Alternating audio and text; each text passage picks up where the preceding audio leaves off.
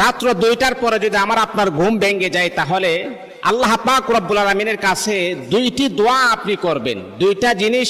দুইটি দোয়া আপনি যদি করেন, তাহলে ইনশাআল্লাহ আল্লাহ পাক রব্বুল আলামিন আপনার যে কোনো হাজত আমার আল্লাহ পূরণ করে দিবেন। মনে রাখতে হবে, ওই সময় ঘুম ভাঙ্গাটা এটা আল্লাহ পাক রব্বুল আলামিন স্বয়ং আমার আল্লাহ আপনাকে মেসেজ দিয়েছেন।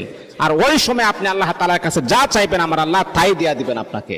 এই জন্য আমার প্রিয় বন্ধুগণ, বিশ্ব নবী মদিনার কামলিওয়ালা নবী সাহাবায়ে কেরামকে বললেন, ও আমার সাহাবীরা শোনো শোনো, রাতের বেলা তোমরা যখন গভীর রাত্রে যখন ঘুমিয়ে যাও, হঠাৎ করে যখন তোমাদের ঘুম যখন ভেঙে যাবে, তখন তোমরা পড়বা লা ইলাহা ইল্লাল্লাহু ওয়াহদাহু লা শারীকা লাহু লাহুল মুলকু ওয়া লাহুল হামদু ওয়া হুয়া আলা কুল্লি শাইইন কাদির।